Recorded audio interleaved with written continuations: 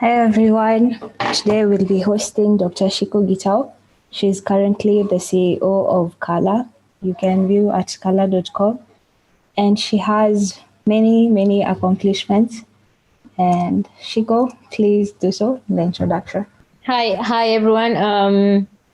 It's a pleasure to be here. It's been a while since I spoke to a group of students. But I always love doing it because I feel like that's the best way to pass it forward and grow and help people navigate things that you've not grown before. So how we're going to do this is I'm just going to give you just a bit of a background about myself. I'm hoping that it's going to be engaging. You're going to ask me questions. And go and ask Auntie has all the shower. Yes, but she's only the colors. Sorry, guys. Once we leave.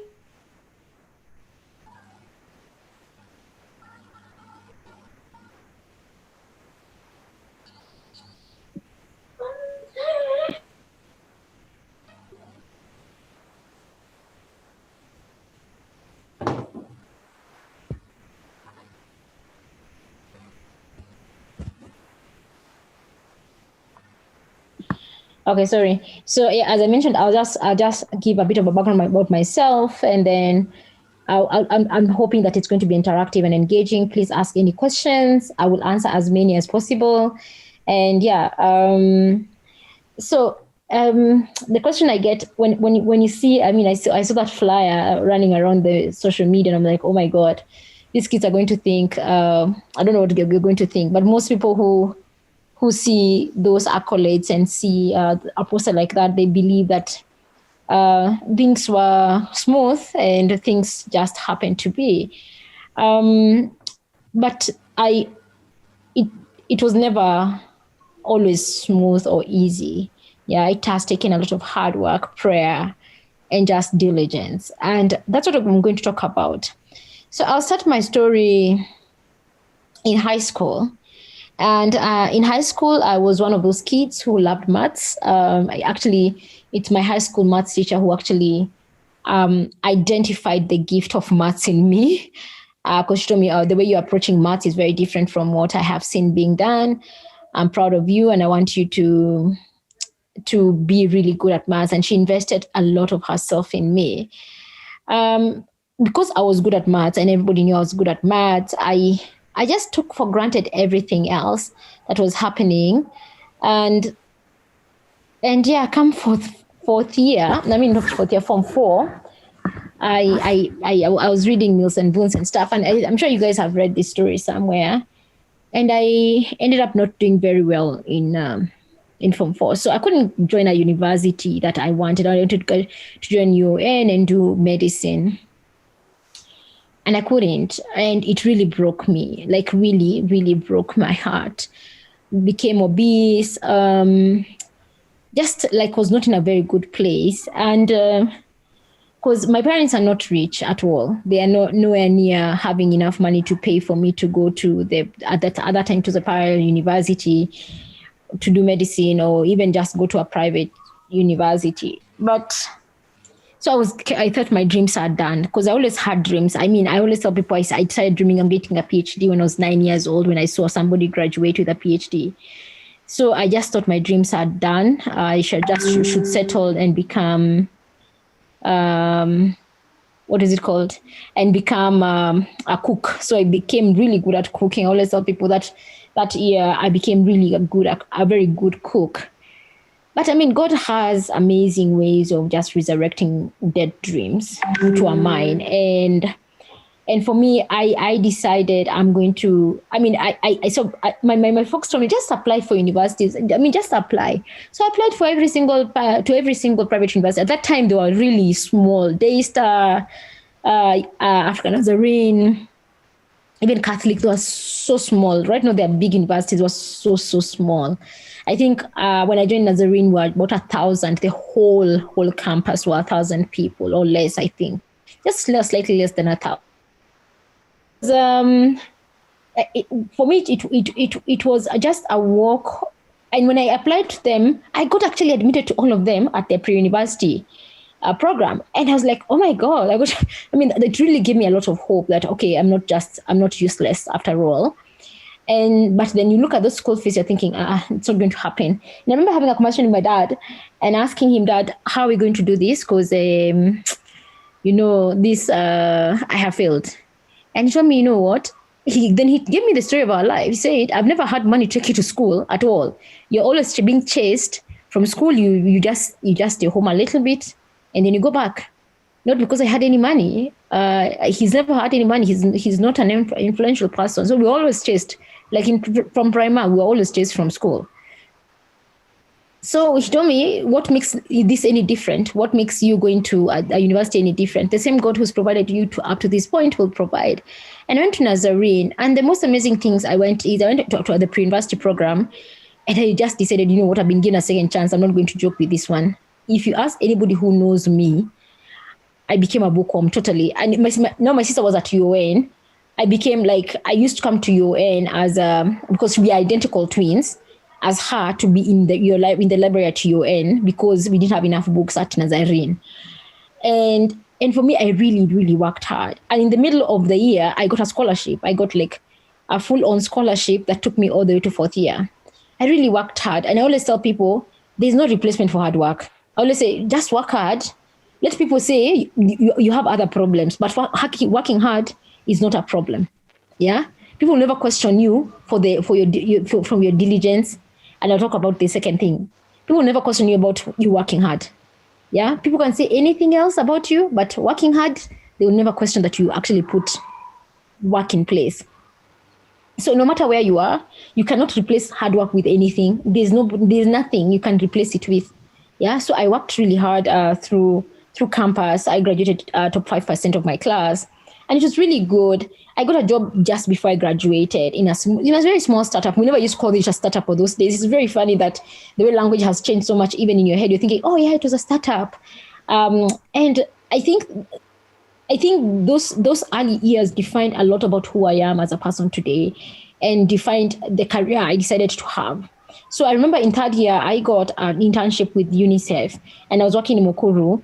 And I was working with these HIV positive young people my age. They were dying of HIV. And I remember this particular girl who, we're age mates. She had 3 kids and she was dying of HIV. So she didn't have that hope. She didn't have the hope of seeing her kids grow. And her kids didn't have even hope of getting out, And I kept asking myself, this degree I'm getting, how is it going to be helping people? And then I got into a startup when I was just out of college, and we were trying to connect lots of young people to jobs. So we had like a job matching. It was not, we never used to call it a platform. It was physical. We'll just advertise and help people through like psychometric testing. I help them like connect, like do like soft skill interviews and then connect them to jobs. It was really, really amazing. But you could see the hope and hopelessness at the same time in people's lives when they're searching for employment. And it really defined, what do I want to do with my life? And then I really got an awesome opportunity to work for Center for Multi-Party Democracy. And that there exposed me to the political class of Kenya. Like literally, I always tell people the parliament, the one before, not the one for 2007, 2008, I used to know most of them by their first name. I used to, if I had already gotten my Android phone, I will have already saved them and I will have their numbers until today. Yeah. So I got to understand the political class in Kenya, and they really disgusted me because they are one thing on TV where everybody's seeing, and they are one thing in private. And I was saying, I can't do this disjointed life. But my work was to do this. And I got this exposure to understand technology and what it plays in the political space. So I'd done all this NGO stuff. I'd done the stuff with startups, but I really wanted also to go to graduate school. So it's at CMD that I applied to the Oxford Rhodes Memorial Scholarship. You guys should actually try it. It's an awesome scholarship. And in the process of applying for Oxford, I actually went all the way to the finalists, like the final finalists. We met the ambassador, we had dinner and stuff, but I didn't make it to the scholarship. Really, of course, it's one of those things that break your heart, because my heart was set on going to Oxford. It was either Yale or Oxford for graduate school for me. But in the process of trying to understand who is this Rhodes, Why would they set up a scholarship on their behalf? I landed at the University of Nairobi because there was this huge monument. It has since been removed, called the Rhodes Memorial. So, at Google was not great those days. I mean, right now it has actually improved a lot. When you search for Google, when you search for Google for Rhodes Memorial, what came out was this memorial statue that was at the University of University of Cape Town. And I went to University of Cape Town. I said, okay, let me see what their computer science program is about. And they had the perfect program that I've been looking to do, ICT and development. So how do you apply computer science in the development sector? Perfect for me, like really. So I started hounding them, sending them emails. I applied. I just said, if you don't respond, I'll just apply. So I applied to the university. They didn't get back to me. And I persisted. And then just out of, that thing, people say, being in the right place at the right time. Well, I was just working at CMD. This lady comes to do some consultancy with the organization. And we started having a conversation. I said the way she told me she's from Cape Town. I said, oh yeah, I've just applied to University of Cape Town. They've not gotten back to me. Oh, I'm actually a professor at University of Cape Town. How can I help you? Said, I applied, but they've not gotten back. Said, okay, just print your things, give it to them. I'll myself go and deliver them to the registrar's office. You see, God works in mysterious ways, yeah? And you have to always be agile with your life. You might be set on going to Yale and Oxford, but you see, my blessing was at the University of Cape Town. I mean, I had an amazing, if I can call it amazing time, I had an amazing time at UCT.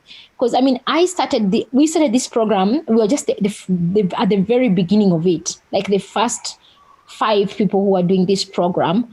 And all of us, even until now, we did like a really amazing research, we did amazing work. And for me, those are the things that really matter. I got amazing mentorship. I got my first job at Microsoft through University of Cape Town. I got headhunted to go to Google through this. It's just being agile on how you look at life, yeah? And it's being agile about yourself and your dreams. Especially, I talk to this to young people, especially you young people here, because you're so set on your dreams. I want to do this, graduate, then do this, then do this. And when things don't turn out the way you want them to be, you feel like your life is failing, like you're not doing this, but actually you're moving. Look at the brighter side. Look at how you have to look at everything in the context of 10 years and see, will this really matter? It's a degree. I don't know. Yeah. Yes, you didn't go to the university of your dreams, but the university that you got is actually pretty nice. And I have to be honest. So when I was just transitioning from my PhD, from my master's to my PhD, I got an opportunity to go to Georgia Tech. There's a professor there who wanted me to work with him because of some of the work I had done at Microsoft, as well as there's some of the stuff that I'd done with for my master's. So they wanted me to go to Georgia Tech and do my PhD from there. I went to Georgia Tech. And Georgia Tech is the best computer science program ever. Even it's better than MIT.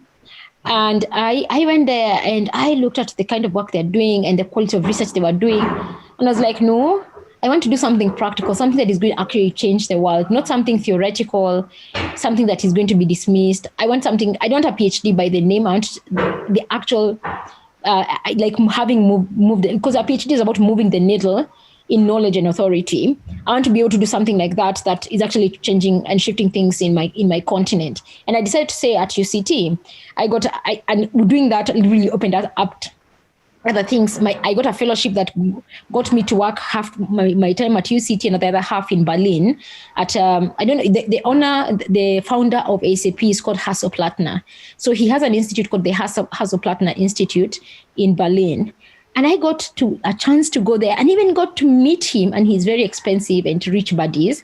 But I got to go there and work in just a bright environment. I don't know if you guys know the D School. There's a D School in Stanford and there's a D School in Berlin. I got to go and study at the D School before design thinking was everything everybody's talking about these days. And that's about being able to be very sure of what you want in your life. Being sure of your passion and dreams and purpose. And that is very important. So I've talked about being able to work hard, being agile about your dream, about your path, because your path will lead to places where you've never dreamt of, and maybe will veer off from your planned journey. The goal is to keep focus on the endpoint. What is your endpoint? My endpoint is to be able to catalyze Africa's digital future. I always say my life's work is connect people to opportunities, no matter how that looks like. Yeah. That is so being able to make sure that am I focused on that big vision, not the small steps to there. It's the big vision. Number 3, being diligent with your work. Let me tell you, diligence is one of those things that you cannot take away. I always give that to people, and that goes hand in hand with excellence. Yeah. So and I always say this, and please, I'm going to pause and say it so that you guys can hear. Excellence is not perfection. I always opt for progress over perfection every day and any day. Yeah. You're making small moves, small ones, kidogo, but they're not perfect. Yeah. But they're small ones. Yeah. But excellence is putting your whole self in. Yeah. Perfection is having everything in place. No. Excellence is about being able to, that diligence is what brings excellence in your life. Yeah, so you pursue excellence and progress. Don't pursue these other things like perfection. Especially if you develop code, yeah, ship something out. Just I need to have a kink here and a kink there, but that code is written in excellence. Yes, it has a bug here. There's something that's not working, but you've written it in a way that you know it very intimately. But ship it out. Let users use it. Let people understand it. Let people give you feedback, because you might be. We always say in product development, let people call your baby ugly, yeah, because then you'll not be spending too much time on something that people don't want, yeah. So that is another thing. The other thing, I want to get to the 530 point so that we can have a conversation, is integrity. Let me tell you guys, right now you're in your 20s. Yeah, you think you can get away with anything. Yeah, you can cheat at school, you can copy somebody's code, you can plagiarize, you can do things just to get to the next step. Those things are going to come and bite you hard. I've seen it. I told you, my second job was with the political class in Kenya. And I saw things that have been etched in my memory that taught me the most important thing in life is about integrity. Don't take anybody's money, yeah, at all. With what is it called? Don't steal, basically. Any form of it, corruption is stealing. Don't take anybody's money, yeah. Number 2, don't backbite, don't cheat on people, don't be malicious, yeah, because it will come and bite you. It will, I can guarantee you, yeah. I turned 40 on the 20th of November. I'll come to that. I'll request you guys to help me with my 40th birthday. And I have seen it in my life over and over again. It may not bite you now. It will come and bite you later on. I've seen people, mighty men, fall because of issues of integrity. Yeah. And it starts with cheating in school, then cheating in a business deal. Yeah. And then stealing something, then eventually it becomes really big that you cannot untie yourself from it. Integrity is very expensive. You lose great opportunities. Yeah. And both men and women, nowadays it's both girls and boys. We used to say girls. Yeah. Somebody will tell you, oh, you come and sleep with me, we get this deal done. Or I give you an A, or I gave you a job. You get that first job. But what will you do once you're in the job? You have to continue doing it for you to succeed. Is that what you want to do as your legacy in life? Because sometimes when you're in your 20s, you don't think about legacy. Yeah? You think about...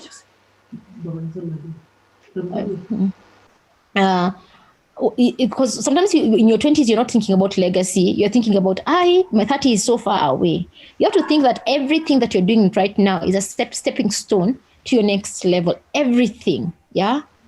Yeah? I believe in blessings and curses, multi-generational, starting with yourself. People call it karma. People call it many things. I just call it a biblical principle. You have to be very careful on how you live your life now. And sometimes people like me, I've been called many names. You're too guarded. You're too this. I say, you know what? It's fine. Let me be too guarded. I'm not fun enough. I'm okay with that. but I'm really happy. When I sleep at night, I am very sure 100%, nobody is cursing me. Nobody is having my things in their hearts because of me. I have not stolen anybody's money, so I'm not hiding. Yeah. I have worked for everything. Yeah. And sometimes, yes, we make mistakes. Yeah. When I realize that you've been conned or you've been put in make sure you extract yourself and call it out. Yeah. Make sure you call it out for yourself, because this life is muzunguruko. You might do something to somebody right now, and it will come back 10 years ago. I don't want, I wanted to give an example, but I don't want to give an example. So I'll give you an anecdotal example. Right now, you're in your 20s. Yeah. And you think like 30 is so far away or 40 is so far away. Yeah. You do something with somebody or to somebody, and you even forgot about it, and you go on with your life. 10 years to you guys is not far. Yeah. In 10 years' time, you've gotten middle management, or you're being interviewed for a role. You enter into that interview room for your next big move. Guess who you meet? That person who you treated nastily. Yeah? And you never close that loop. What do? And now they have the power to hire or fire you, or to give you a business deal or not. Yeah. So you guys have to be very careful about that route. And I know these are things that you guys in DevCircle, you don't talk about. I like saying this because this is the reality. I can talk to you about code and where you should go, big data. I can talk to you about cloud. But these are the reality in life. How to do life is part of what your life is as a developer and as a coder and as all these things. You have to be very careful. Integrity is a very important part of building your career. Yeah, because I believe I was invited to talk about my work and my career. And I'm telling you, this is the real life for me. Yeah. Yeah. So I've talked about diligence. I have talked about working really hard. I've talked about excellence. I've talked about integrity. Yeah. My final one is be authentic. The way I'm speaking to you is the way I speak to anybody else. I try not to be to be a split personality, because I realize it's too much hard managing different personalities. Like, it's too much work. Yeah. I context switch every time. No, it doesn't work for me. And I've gotten into a lot of trouble. A lot, Guy, you have no idea. A lot of trouble for being authentic. Because in this world, people want you to just go flow with things. But me, I'm very integrity. If it's a no, it's a no. Imagine if it's something that I don't agree with, imagine I'll let you know. Yeah, because I realize if you're not authentic, you're stealing from yourself. You're cheating life of yourself. Because you go back and think, I should have said, okay, I should have said. No. Just be authentic. And authentic does not mean being abrasive and being mean to people. Authentic is being yourself everywhere at the same time. Be the same person everywhere. Yeah. Yes, you can measure yourself how you talk to different people, but at the core of you, if you're told to choose A and B, you are very clear which one you're going to choose, no matter what situation or environment you are in. And you have to choose what that person is for you. Yeah. And connect yourself to that person who is your real self. And being authentic for me comes from my faith. Yeah. And always, I never miss to say this, and I don't push it down anybody's thought. My authenticity and my belief system. Okay, I'm going to print stripes. Wow, that is beautiful. Well done. Okay. Sorry, I have to manage also here. Okay, I'm going to print stripe. You go. Stripes. Okay, stripes. Being authentic means that being yourself, and mine comes from my faith. I am a Christian. I never hide anything about that, and my principles and my life is guided by God. Yeah, and my faith in God, and knowing that God has a good plan for my life, and I don't have to be something else to try and get by in life. And yes, that is me. But different people have different ways of looking at life. Yours might be something else. But have some principles that you work on as yourself. Have some things that that will drive you. And most importantly, have a big vision for your life. What does that look like? What do you want to do with your life? And bigger than yourself. You can make all the money in the world and you're still not happy. If you talk to, like, there's a guy who, I've forgotten his name, who's just given up all his money because he just said he wanted to die poor. He has worked his whole life and he's decided, you know what, at the end of it, it doesn't matter. I want to die poor. He's in his 90s. He's decided, you know what, I've been a billionaire all my life, but what I want is to die poor. Yeah. So one of my mentors wrote an interesting book a few years ago. And he was talking about the different ways of making an impact in the world. And one of those, what he said, there are three ways of doing it. You can decide to become like Bill Gates. Yeah. You make all your money, and at the end of your life, you decide what I'm going to do a Gates Foundation. Or you become Mother Teresa. Yeah. You decide, you know what, I have been doing, I don't want any riches or anything. I'm going to devote my whole life to serving humanity. And then you can decide to be in the middle. You can say, I can actually become an impactful person at the same time make money. And this is what you see, the huge movement around sustainable businesses are moving towards that. They're moving towards making meaningful changes in the world, but still be able to be profitable and making money. And when I read this book about 10 years ago, actually, and it's really changed how I live my life. I realized that I have to choose which one I want. Of course, I mean, the Mother Teresa route is very hard. You know, all of us, we can admit to that. Yeah. And being a Bill Gates, honestly, let's be realistic. Yeah.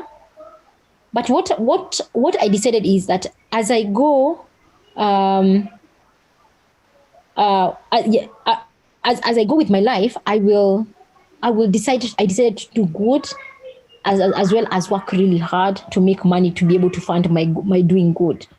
I started a charity when I was in campus, actually, when I started my first charity, Women of Faith. I started when I was in third year and was supporting women who are actually having with HIV. After my UNICEF thing, I started something with my friends where we was fundraising. We'll throw dinners, we'll throw many things to fundraise and feed orphan children and women with HIV. We were very focused on what we were doing. When I was in graduate school, I started a charity that is still there, the Guetings Institute, to take kids through, it was Form 4. We try and get everybody to Form 4. And those ones who make it through Form 4, we take some of them to university or colleges. And that is my life's work. And I want to do more of that. I want to be able to expand that into something. I have a big vision of what I want the institute to look like. And that for me is very, very important. And it is, you have to choose what that looks like for you and live with. Work diligently. I'll touch a little bit about my leadership style, and then I will come to you, to your questions. Finally, how I lead people is, I always say, is an extension of how I've always wanted to be led. And I've had like amazing leaders over me over time, and I have some nasty ones. But I mean, for a better part of my career, I've had like really amazing managers and leaders to lead. And I've picked things from them: being human, caring for people before anything else. I don't push for KPIs. Of course, we have to be productive, and I'll put excellence is the one thing that I pass down to every team I've worked with. Yeah. So I always push for excellence, but always say we prioritize on you as a human being before you become a worker, because if somebody is happy at a human level, they'll always be able to be productive. I encourage people to take risks. Me, I take risks. I didn't even talk about that. I take huge risks. Like sometimes even like people around me think, oh, you're mad, right? Yeah, I take risks because I realize that if you take huge risks, you get huge returns. And yes, some will fail, which is fine. That's part of life. Yeah, you'll fail miserably in some risks, but you never regret having taken the risk. You never ask your question, na ningefanya inkungeenda aje, So that is how I lead. I encourage people taking risk. I take people at a human level. Yeah. I nurture them. I nurture them to a point where if you're sick, you're not going to come to work. I'm not going to allow you to be in my meetings. Yeah. Go get well and come back. Yeah. Because some people can push you, even when you're like on your deathbed, you're still sending emails. That is not right. Yeah. If your child is sick or if your parent is sick, your parents are actually a priority to you. So you should actually take care of them. Yeah, because if you're distracted, you're not going to bring your A game to work. So that for me, those are my closing things around leadership. And if you have any questions specifically around that, you can ask me. So I'll take your questions. What will you do differently if you're to redo campus life? I don't think I'll redo anything. I was in campus. I was a 3-pronged person. I worked really hard. I had my desk at the library. I read, did my work. I did my academic work really, really well. I had like extracurricular activities that I did. Like I told you, I started a charity, Women of Faith, that was supporting women with HIV. I did all this stuff when I was in campus. Yeah. I participated. I took jobs and internships. So when I was graduating from campus, because of all the summer breaks and stuff, I had like a whole CV, because I decided I'm never going to sit home and wait for, what is it called? And wait for school to reopen. Every summer, these long breaks, what you guys call long breaks, I'd go and work. Yeah, the UNICEF gig, I worked with Kenya, it was called what knowledge, something. I worked with Dr. Ndi, yeah, on something. I worked on so many small things. Those 3 months holidays that really helped me like grow in in how to manage my career. Yeah. So I had like a really strong CV when I was graduating. I had my extracurricular activities. I was doing like charity work, like lots of it. And then I had my academics. I wouldn't change anything, to be honest. I wouldn't. Yeah. I wouldn't. And right now when I look back, I am happy the way I carried out myself at uni. If you ask me what I would have done different in high school, I would have answered you. I'll have worked a bit harder, but everything works together for our good. Yeah, that's me. Another question? Wow, I hope you are taking notes, and if any questions arise, please use the chat section. You've said that you had many jobs in campus, and you know that most of us are struggling to get these internships. So how did you land your first job in tech, and what made you stand out, especially when you're pursuing your undergraduate degree? So to be honest, I didn't get the jobs I'm talking about were volunteer. And I mean, I've seen threads on Twitter talking about, pay interns, all those things. I partly agree with them, but not wholly agree with them. All my first jobs, the first 5 jobs I did, I was not paid. I did them because I needed the skill set. I needed to expose myself to those worlds. So I took them. They were saying, we're not paying Sawa to live in Sawa. We'll just go. And I'm not from a privileged background. Don't take me wrong. So I'll stay with my cousin. One time I'll stay with my auntie another time. So I'll be the amboch and work. Yeah, to get that opportunity, that head of my head, the roof over my head and food.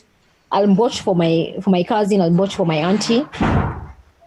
And work and go to work in the morning. So I remember I had this project I was doing. It was a research that we were doing. The one that we interacted with Dr. Ndin was, we had to do this research between what is it called, Naivasha and Nairobi, and it was like a really deep research. And I did it, and we got into a challenge and won because of just being diligent with our work. And some of the skills that I learned then, I applied them until today. So yeah, so it is not about that. My first job in tech was my first job on tech. How I landed it. How did I land my first job in tech? It just happened. So you guys, the way you talk about tech right now is very different from what we had as tech before. Like my first internship was at Kenya Web, and I was hooked up by a guy who had just graduated from our uni. So he brought us, like a bunch of us, to intern under him. that worked. Then when I got into this startup, because they were doing like it manually, I decided I'm going to like digitize it. So we got computers, we got like, I built like a small form to be able to help people register. Yeah, just did the simple digital thing. When I got into CMD as well, it was the same thing. Because I was the computer science graduate, I was given all the techie work. To be honest, it was not techie work was not taken seriously then. Right now, it's taken seriously, but then it was like your customer support. So most of my work was like customer support. My Outlook is not working. How do I power on my computer? Kind of work. But seriously, like proper tech work was Microsoft, and that one I got from graduate school. I actually got my advisor then, who is actually still my friend, and we are collaborating on a few things right now, was just came to our campus. He asked a few questions. He liked whatever I said. I can't remember what I said. And yeah, he offered me the role at Microsoft. Yeah. Wow. On to the next one. What kind of tech do you use to do your job at Qhala on both a software and hardware perspective? So we are primarily a product organization. So we are a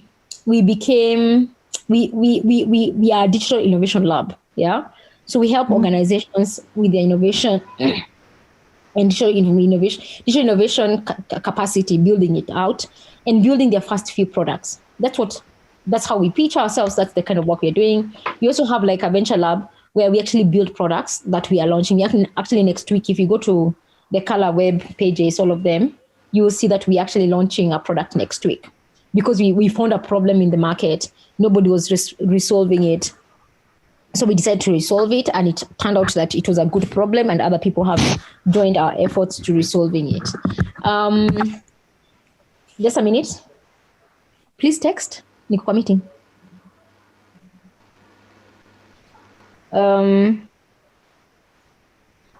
So that's how we started. We are not in hardware yet, but in software we use all type of tools. So we have a data science team. We are using open source tools like what is that thing called? Like I have forgotten it. We were initially using the Microsoft version of it, Power BI, and now we're using I have forgotten the name.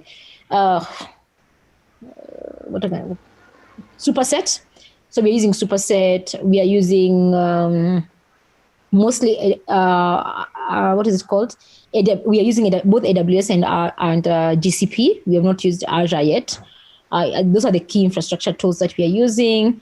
Our stack is mostly Alexia, mostly because we want an object-oriented approach to development. I know you guys are thinking, that object-oriented thing that I am doing, how is it going to help us?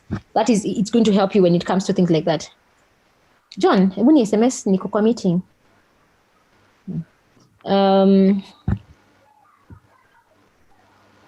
So that's what we use, because we want to build globally standard tech. Yes, we have a few. I mean, all our data scientists, we have people who use R and people who use Python, but we are making sure everybody is onboarded on both in case we get a project that needs either of them. So we are making sure that people are using both of them to actually grow themselves. So that is from a stack point of view. I'm trying to think if there's anything I've missed. We are on GitLab, not GitHub. Don't ask me why they chose GitLab. I don't know. That is I leave the engineering team to make their own decisions. I'm trying to think anything else. We use Vue for front end. Figma for design and InVision. Yeah, I think that is it. I can't remember the other stuff, but those are the ones that come to mind really fast. Interesting. How do you've been creating innovative products since your time at Safaricom and even before. So How do you assess and validate an innovative idea? You don't start with an idea, you start with a problem. Okay. Because I think most of the problem with innovative ideas is we start with the idea and then work backwards to validate it. If you start with a problem that you're trying to solve and try and find a solution, then that idea is actually sustainable. Because most of the time we just build stuff that are not solving any problem, and then you're wondering, why is it not working? It was a brilliant idea. My parents told me, my teachers, everybody told you. Because they love you, they will tell you it's beautiful. But the biggest validator is your customers. Yeah. If a customer does not understand what you're solving and how you're solving it, then there's a problem. And so you have to be solving a real problem and adding real value to our customers. That's the only way to validate an innovation idea. I want to go to the chat box. I'm seeing a few more questions here. Yes, Gloria. Yes, lots of it. So I've always been like, even in my like the job I did at Kenya Web, I was the only girl who was an engineer until another girl came later. So I became that girl who used to bring bread and to take for the chai at 10 o'clock. And I learned that instead of fighting my femininity, I embrace it. And then I show them I can be feminine, and I can do everything you guys can do and better. Yeah. I was not proving a point. I was not going to prove a point that, oh, I am a girl, I'm going to do what. It's too much. I told you guys, it's too much energy. Yeah. Too much energy trying to fight who you are. Yeah. So I said, oh, you guys want me to bring bread and cookies? I'll bring it, and then I'll do this. When I went to graduate school, I was, again, the only girl, and there was another girl who was not on campus. And yes, I did the exact same thing. I decided I'm going to embrace this whole femininity and take it everywhere. Yeah. And by doing that, I realized, because I brought my whole self to work or to the lab or to wherever I was, I didn't have to struggle to try and define my space. I already defined my space by saying, you guys, you think I can bring these muffins and cookies and bread. I can do that.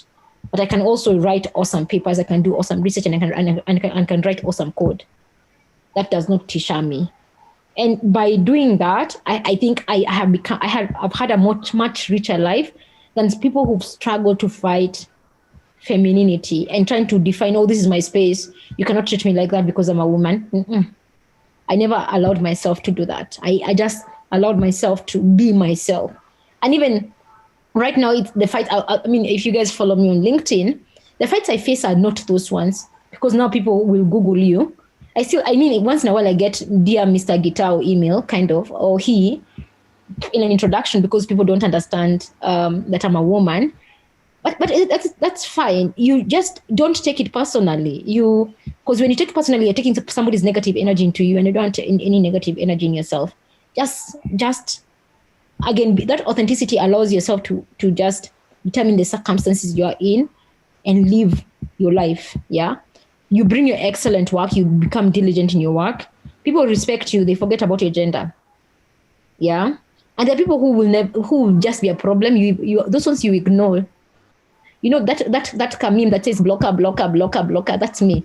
When I see that you're too much on me and you're not respecting my boundary, I draw it with red pen and then I block and just do my life. And people respect that. When you draw your boundaries, when you're your authentic self, you're not fighting at don't call me that because I'm a woman.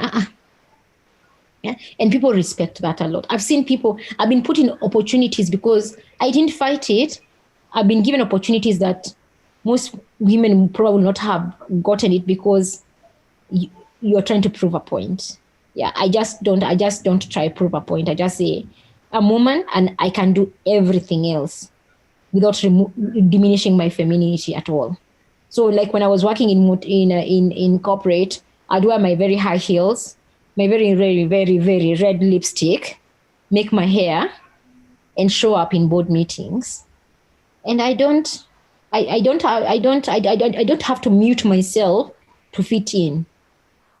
I do everything. You want a cup of tea? I will go and get for you a cup of tea. But also I will discuss this strategy with you with the same kind of energy, without diminishing myself. Aki Eric, let me tell you, us guys, when we were starting, these coding jobs that you guys are talking about were not fancy. There were only 2 employers that were helping us. Yeah, the guys who are called 3 mice, they no longer exist. And it was not popular. The way everybody talks about coding and development right now, it was not there. As me, my first job was in networking. I pulled, do you know Finance House? Yeah? The Reuters the Thomas Reuters office was in, I think, 10th floor. I wired that place. I hated it. I promised myself I'll never do networking ever again after that job. And sure enough, I did not. Yeah. The jobs I had during holidays were not tech related, they were opportunity related. So, and you guys, again, because the opportunities were not there, you create opportunities. So I started organizations, I was doing research. There's one I was doing research. There's another one, the one I told you about UNICEF. I was volunteering as a peer mentor. I did different types of work and exposed myself to different parts of the industry that makes life much, much better. So that for me was what I did. Okay, back to Charlene's questions. Go ahead. As in uni, we're encouraged to work on startups, and you have a lot of competitions in school. But at the same time, you've talked about working with politics, which is a major factor, especially in Africa. So what's your take on the future of startups in Africa? I'm happy it is there now. It started, it's growing. But please don't put pressure on yourself. Always say, yes, there's a unicorn inside all of us. Yeah? But sometimes we force that unicorn to come out prematurely, then you get frustrated. Yeah? So sometimes there are different paths to getting into a startup. There's a path, you become Mark Zuckerberg in your campus. In third year, you came up with the idea, it's solving a real problem, you start it and it takes off. Yeah? The other people who say, okay, I'm going to work in a startup and learn. Other people go into corporate and thrive. And after a few years, they have learned all the ropes of running a business. They have learned how to do better code. They have done all these things. Then they said to do a startup. You have to define what you want to do with your life. Yeah.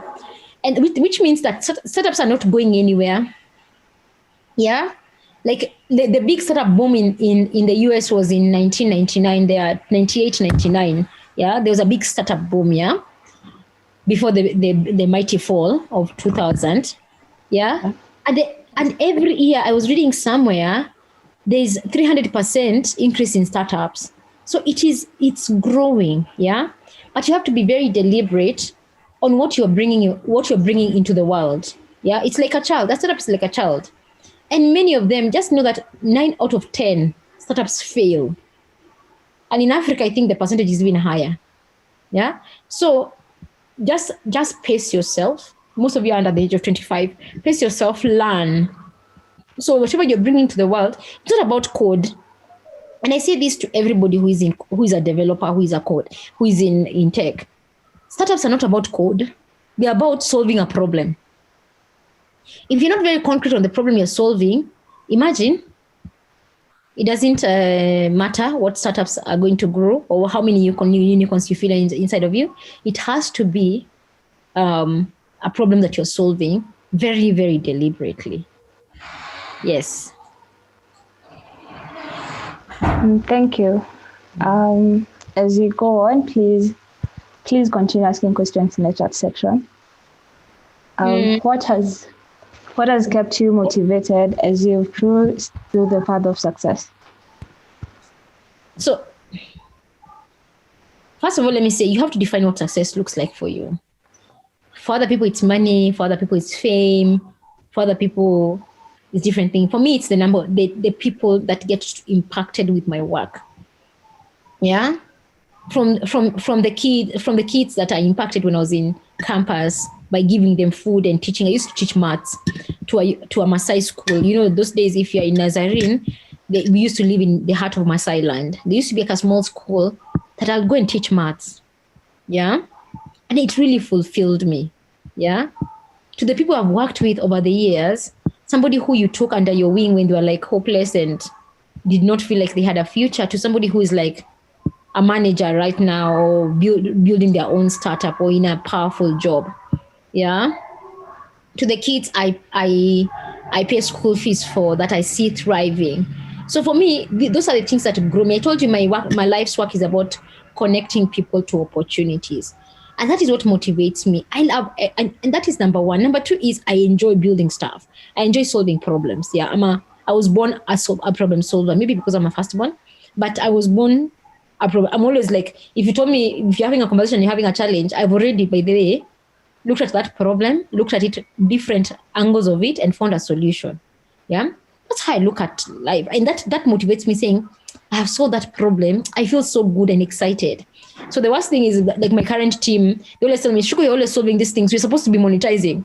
I say, but I enjoy doing it. I say, I enjoy it, but enjoy it when you have money, because money is not my primary motivator. It is that being able to, I have solved a problem for somebody, and I feel excited about solving that problem, whether it's an individual or a corporate. That is what motivates me. And the biggest one is because I'm living my purpose. To be honest, I am grateful because of that, because not everybody has even defined what their purpose is. And don't put your pressure in defining it, pressure on yourself for defining it. It is something that happens for you. So for me, it is just that I'm living my purpose every day when I wake up and go to work. Basically, my desk at home is I am actually living my purpose. That motivates me, that I have that privilege of saying I'm in exactly the right place, doing the right thing at the right time in my life, and have no regrets about that. That is what the other thing that motivates me. That connection to my spiritual being really, really helps me. Thank you. I'm seeing Eric has a question. How hard is it to get the Safaricom tech team as a junior developer? I honestly don't know. I can't lie to you about that, because when I was at Alpha, we had a different hiring structure mechanism, because we wanted a certain kind of people, and we were very deliberate on how we were hiring. So we were given a leeway to hire in a fast-tracked different place. But I'm sure Safaricom has like a hiring portal where you can go and check. If you're qualified, I'm sure they'll call you for an interview. I honestly don't know. Yeah. Okay. As we move on, it's kind of a similar with the one you've been asked on your agenda, but here it's you being as in the industry. So what challenges have you faced as a woman and being in STEM, entrepreneurship and leadership, and how have you overcome this? So I'll tell you a story. So I when I was in SA, I built this platform. It's called Umeli. It was connecting 1 million people to employment. And so we are called to this meeting with this telco organization. And it was my white advisor, male advisor, myself, and another person. And we sit in this boardroom, and my advisor, of course, is very excited about it. We are talking about it. And these guys basically ignore me. Like I could have been a fly, or the seat was empty. And my advisor says, let's call a time break. He calls me and said, you're the lead in that meeting. You know more than what I know in that meeting. You need to speak out. Otherwise, they will not respect you. And from that, I learned that people will ignore you. They will choose to ignore you. They'll choose to ignore what you say. But they cannot ignore your presence. Yeah? So make sure your presence is known. However you want to define, however your presence is. Yeah? Another example is, I usually make this fun. So I was working for this huge institution, and I would be sent for meetings to represent the institution, because basically what I do. And I'll go to this meeting, and I'm sitting there, and everybody's waiting. And I'm asking why they're, what's happening? And they say, oh, they're waiting for the representative for the institution. I'm saying, but I am the representative for the institution. They say, oh, it's not your boss. And I'm thinking, no, but I'm the one who does this stuff. So you'll get a lot of that, especially when you're a younger woman or seemingly younger. I like to think that. But you know what? Don't take the one thing I tell girls, don't take it. If you take it personally, you're going to waste so much energy fighting it. Yeah. Just accept people. Accept people the way they are. They're saying, okay, so you want to say you don't acknowledge who I am. That does not mean that I'm going to remove myself from this space because of you. That does not mean that I'm not going to be myself because of you. You be you. Me, I'm going to be myself. And if whatever I'm saying is bothering you, imagine you're welcome to go. Yeah. So don't diminish yourself because of other people, but don't take their bad energy into you and let it ruin your day or your life. Yeah. Just work it out and be your very best. Eventually, they'll be forced to acknowledge you. And I have a guy I worked with who was the same age as my dad, and he told me that every day, every single day. Eventually, he acknowledged I am good at what I do. Yeah, and we have to work together anyway. So that is part of life. In entrepreneurship, the same. When people ask for stupid favors, I say, I'm very clear on, guys, there are a few things that we do in Qhala, and one of them, we're not corrupt. Yeah. I'll not pull strings to get things done. I don't want you to pull any strings to get anything out for Qhala. So I'm very clear on those basic principles. And because I live them, and I make sure that my team lives them. Yeah, and for me, that is very important. Just being your authentic self and drawing your boundaries, being very clear of your boundaries to everybody. Yeah, and just not denying yourself. I always tell people, you put so much energy in fighting it, instead of saying, you live with your energy, your bad energy, I'm just going to bring myself here. I'm going to present my work to the very best of my ability. If you don't acknowledge it, these 3 other people have acknowledged it, and that's all that is needed. And that also applies to your boss, because some bosses are nasty. Yeah, they will not acknowledge your work, but let me tell you, they're not the only audience of your work. Other people see. Yeah, and somebody will refer you to some role, or to some speaking engagement, or to some this thing or that thing, because they see how hard you work and that you've brought yourself to work. Just don't allow people's negative energy into your life. That's all I will say. Thank you. I needed to hear that. Yeah, and Harrison is asking, how important is it for someone to brand themselves as a developer compared to doing real-world projects? Imagine real-world projects, Trump being a developer. And ask anybody who's ever worked with me. I always tell people, when you come to my team, right now it's Qhala, I make sure every engineer has a project that at the end of the day, they can put in their CV, I worked on this project, and it's out there in the world. Because as an employer, I don't care what you develop in. I want to see what you have actually done that is actually solving a problem in the world. So doing real world projects, having a portfolio of stuff that you have done, not beautifully written code. Let me tell you, we are lying to ourselves, guys. We write this beautiful code that a user does not even know exists. All they want to know is this button works. Oh yeah, I can click on this button and on this thing, and it can do whatever I think it should be doing. Yeah, your code, and I don't encourage madhogo than your code, can be madhogo than you. There's some code. There's some places I've worked. When you see the code running some of these systems, you want to faint. Yeah, but it works. The user doesn't know it was beautifully written. Yeah, that does not mean that you don't bring excellence into your work. It means that even as much as you're doing your development work, make sure that you're solving a real life problem. Yeah, real life. Yeah, real world, real life problem, because that is what sells you. I always ask anybody, I'm giving you a project, you run with it, so that one day nobody will ever take away it from you that you actually did this project. Even the guys I worked with at Safaricom, I used to tell them, nobody will ever take away the fact that you worked on Bonga, for example. What if they're just done, what is it called, code? What if they're just done code? What if they have just done just code and it was not out in the world? No, nobody will ever have known about them. And let's say you can put it out. It was covered on TechCrunch. It was covered on what media. You just in Financial Times or something. I can't remember what the others are. Nobody will ever take away that from you. Nobody. Yeah, because it's real life. Code, utaonyesha nani code. a newspaper article utasema mimi nilite. I was part of that team that built that product and people used. And so you start talking about that. And for your product, for your career development, people then are asking you, how did you approach solving that problem? How did you interact with what is it called? With other customers? How did you interact with the customer? With other teams? You are a developer. How did you interact with the product teams? With the UX teams? With the commercialization teams? How did you? So then you start growing your career beyond just being a developer. Yeah, being a code monkey is not going to help your life. Solving a real life problem is going to help a lot of people's lives. Does that help? And I know that is not exactly what you wanted to hear. But yeah, that is my take of it.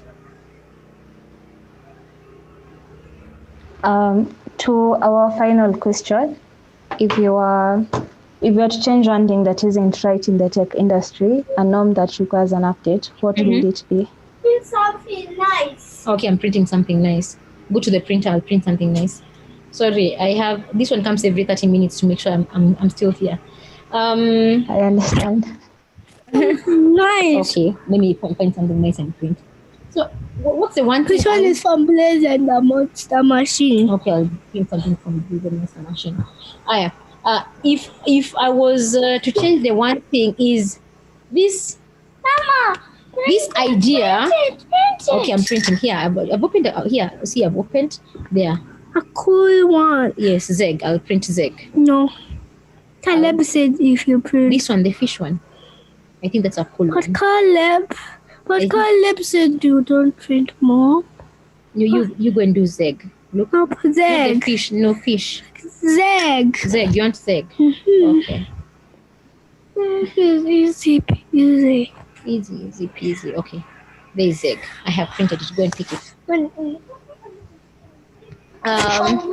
Yes, only for you. I have had great exposure in a lot of like different companies around the world. I feel like sometimes we undersell ourselves as Kenyans and as young developers, saying that there's not enough talent we're not good enough, you're comparing ourselves to everybody. What if we just decided for once, you know what? We're going to decide and solve this problem as Africans. Yeah? We're not going to depend on other people's ideas of what this should look like.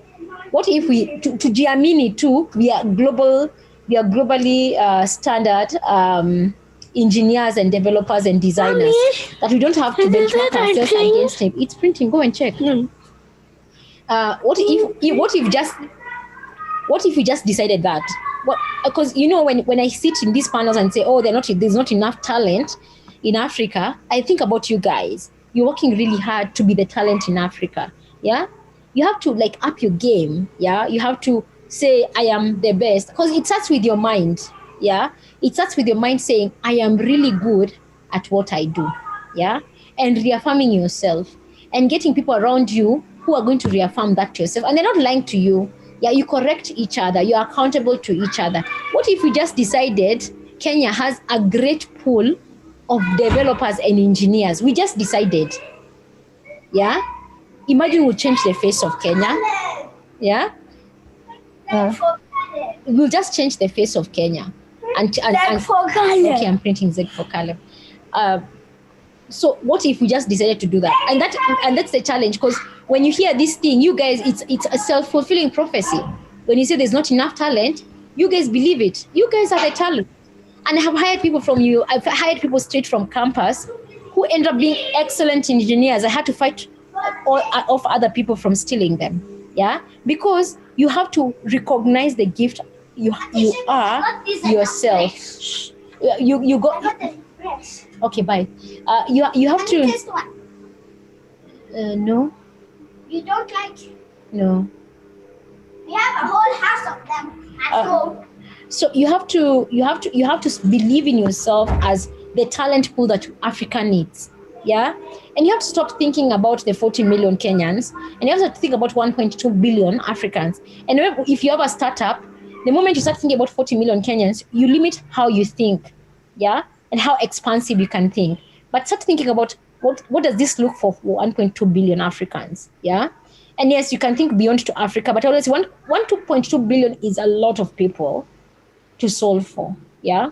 If you're able to think yourself in that magnitude, then you're able to do actually globally competitive things. And that's what I want. That's a kind of, if I'm to leave a legacy in the tech industry, is to say we can build this globally competing tech teams and tech talent and tech solutions that are competing with the very best in the world. I always go back to what we did at Alpha with Bonga. I remember the day we launched Bonga, I have friends in Silicon Valley at Facebook and Google. Some of them called me and said, you know what? We were never afraid of Safaricom. We used to think, it's a small company, until you guys launched Bonga. And you realize that we have it in us to actually tetemesha the big. I don't want any. Okay, then leave it there. I'll color it myself. But Caleb, what I want to color. Okay, I'll talk. Caleb, please color with your cousin. Thank you. Bye. Okay. So you have to be able to position yourself in your mind first that you're actually globally competitive. Then you become globally. Please color with your cousin. Then you become globally competitive. Sorry, there's been an accident, guys. Sorry. Okay. It's gone. So for me, it is just that it's a mindset shift for you guys. You're not just so for me that would be my parting shot. Is you just have to think yourself into those things. So there's one last question: how important is it to get papers versus actual building projects? I have a PhD, so you're asking the. So I'm a PhD, so I'll be the last person to tell you papers are not important. Yeah, I love education. I enjoy learning myself. And learning is not necessarily a matter of getting degrees. It's a matter of being able to continuously learn. So it would be a lie to tell you that don't get your degree. Yeah, because there's a place and time for a degree, and there's a place and time for building projects. And depending on what you want in your life and where you want to grow in your life, you might end up wanting some papers to open some doors to those life projects. So that for me would be my answer, is that there are some doors that will only open if you have some of those papers. Yeah. And some projects you don't need them, but I would. So yeah. So I mean that's it. Thank you. So guys, the distraction has become a lot, but thank you. I think that is it. I hope I have answered everybody's question. Yes, you have. Thank you for the insight. I believe this was a very wonderful session. And I'm handing over to Harrison for the final remarks. Harrison. Okay, thank you so much.